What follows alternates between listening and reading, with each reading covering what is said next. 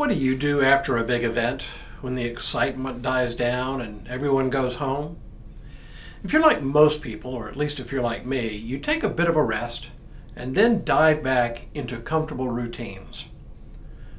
After the disciples followed Jesus, watched him die, and experienced his presence after the resurrection, and even though Jesus had already commissioned them for ministry, you can imagine that they were tired and a bit at loose ends. Perhaps that explains what they do next. That's where we pick up the story of the resurrection of appearances of Jesus today. Hello, I'm Stuart Baskin, pastor of First Presbyterian Church of Tyler, Texas, and this is your daily devotional for Friday, April 21st, 2023. When we last saw the disciples, they were in a closed room in Jerusalem, and Jesus appeared among them and showed our friend Thomas the tangible proof he wanted in order to believe the resurrection. Today, the disciples have apparently now returned to the region around the Sea of Galilee, or as John calls it, the Sea of Tiberias. Let's pick up the story there. After these things, Jesus showed himself again to the disciples by the Sea of Tiberias, and he showed himself in this way. Gathered there together were Simon Peter, Thomas, called the twin, Nathanael of Cana in Galilee, the sons of Zebedee, and two others of his disciples. Simon Peter said to them, "I am going fishing." They said to him, "We will go with you." They went out and got into the boat, and that night they caught nothing. In this entire scene, the most significant detail is Simon Peter telling the other six who were with him, "I am going fishing." On the face of it, this is a simple declarative statement. Peter tells the others what he's about to do. But in the context of all that's happened, you can imagine that Peter is really saying something like, "This has all been very weird and I just need to clear my head a little bit." Fishing then becomes the way to clear his head. We can all understand this. When life has thrown us a bunch of curves, we often calm our nerves by doing mundane things. Some of us cook, others clean house, others play golf, and still others go fishing. What all these things have in common is that they occupy our minds with things we know how to do and even do mindlessly, and we either let them distract us or else let them give us time to think and ponder.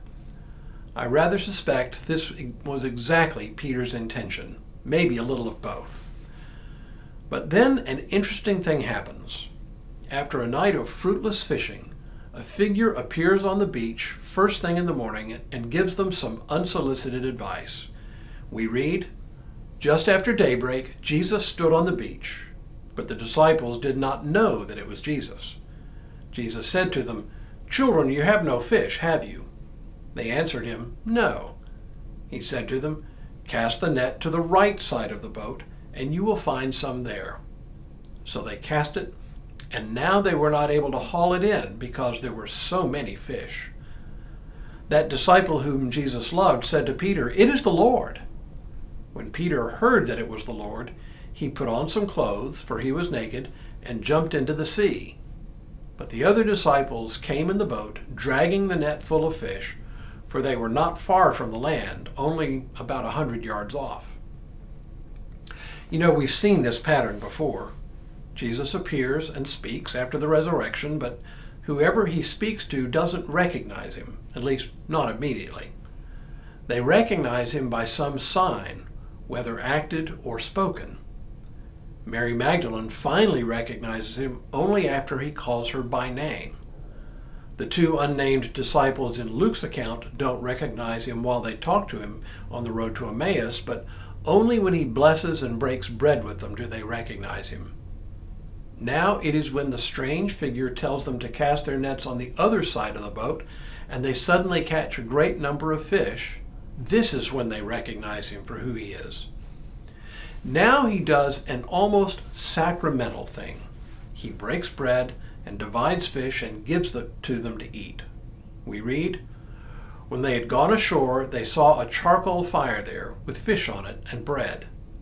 Jesus said to them, 'Bring some of the fish that you have just caught.' So Simon Peter went aboard and hauled the net ashore, full of large fish, 153 of them. And though there were so many, the net was not torn. Jesus said to them, "Come and have breakfast." Now, none of the disciples dared to ask him, "Who are you?" because they knew it was the Lord. Jesus came and took the bread and gave it to them, and did the same with the fish. This was now the third time that Jesus appeared to the disciples after he was raised from the dead. Breaking bread and multiplying loaves and fishes we have seen before. But this is somehow different. Now the emphasis isn't on the miracle itself, but on the otherwise mundane meal they share around a campfire on the shore of the lake. John leaves us to reach our own conclusions about what this means, saying only that this was the third time he appeared to the disciples. Which really is the point, after all. It's not the miracles that are so important as it is his presence. It is why we continue to celebrate the Lord's Supper, because more than any other time, I believe, we experience the Lord's presence when we break bread together. If you want to know where to find Jesus, it is here in the mundane act of breaking bread. Tomorrow, Peter gets his marching orders and his redemption. But for now, may God continue to bless you and keep you in all that you do this day and in all the days ahead.